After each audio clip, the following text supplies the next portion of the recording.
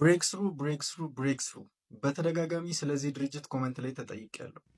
ቀኑን ሙሉ የፈጀብኝን ሪሰርች እንዲሁም እዛ ውስጥ ከሚሰሩ ሰዎች ያገኘሁትን ኢንፎርሜሽን በሙሉ አጋራችኋለሁ። ከዚህም በኋላ ደግማችሁ ስለዚህ ድርጅት እንደማትጠይቁኝ ተስፋ አድርጋለሁ። ይህም ቪዲዮ ስሰራ የዚህ ድርጅት አባል እንዳልሆንኩና ፕሮሞሽን እየሰራሁላችሁ እንዳልሆነ እንድታውቁልኝ ፈልጋለሁ። የብሬክስሩ አክሲዮን ማህበር 2012 ላይ የተመሰረተ ሲሆን ፐርሰናል ዴቨሎፕመንት ማለትም እነሱ እንደሚጠሩት ከሆነ ባለራዕይ፣ ቅን፣ ጤናማና ባለጸጋ ትውልድ ማፍራት ላይ ፎከስ አድርጎ የሚሰሩ ናቸው።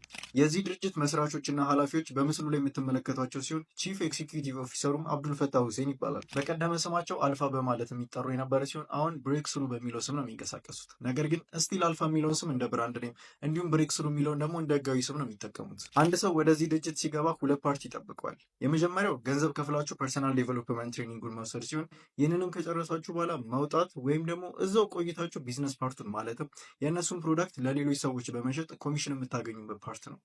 ይህን መሰል አካሄድ ከዚህ ቀደም የነበሩት ካምፓኒስ የቻይናው ቲያንስ እንዲሁ አይነት መንገድ ነበር የሚከተሉት።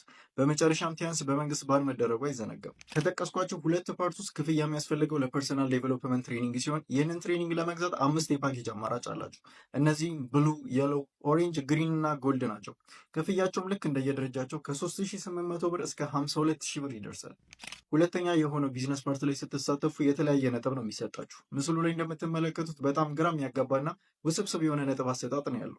ነጥባችሁ ከፍተኛ በሆነ ቁጥር ከቤት መኪና ጀምሮ እስከ ቫኬሽን ድረስ ኦፈር እናደርጋለን ነው የሚለው። ፒራሚድ ስኪም ነው ለሚለው ጥያቄ አንድ የድርጅት አባል ሌሎች ሰዎችን በስሩ እያስገባ እስከሄደ ድረስ እና ቀድሞ ከነበረበት ሊቭል ከፍ ወዳለ ሊቭል እያለ መሄዱን፣ ይህም በማድረጉም ቦነስ፣ የመኪና ሽልማት የሚል ቫኬሽን እስካለው ድረስ አዎ ፒራሚድ ስኪም ነው። ከስር ባለው አዋጅ ላይ ፒራሚድ ስኪም ህጋዊ እንዳልሆነ መንግስት ደንግጓል። ነገር ግን ብሬክስሩ ከዚህ ውጭ እንዲሆን ያደረጋቸው መልቲ ሊቭል ማርኬቲንግ የተሰኘ ሞዴል ነው የሚከተሉት። ቀለል ለማድረግ ያህል ፒራሚድ ስኪም ፎከስ የሚያደርገው ሜምበርስ መመልመል ሲሆን መልቲ ሊቭል ማርኬቲንግ ግን ፕሮዳክትን መሸጥ ላይ ነው። ይህ ደግሞ በእኛ ሀገር ፍቃድ ያለው ስራ ነው። ዩቲዩብ ቻናላቸውን ለመመልከትና ህዝቡ ምን አይነት አስተያየት እንደሚሰጥ ለማየት ሞክሬ ነበር። ነገር ግን ከጥቂት ቪዲዮዎች በቀር ሁሉም ማለት በሚያስችል ሁኔታ ኮመንት ሴክሽናቸው ኦፍ ነው። ይበልጥ ያስገረመኝ ደግሞ ኢቭን በመንግስት ድርጅት ከኢትዮጵያ አእምሯዊ ንብረት ጽሕፈት ቤት ሰርተፍኬት አላቸው። ይህ ብቻ አይደለም።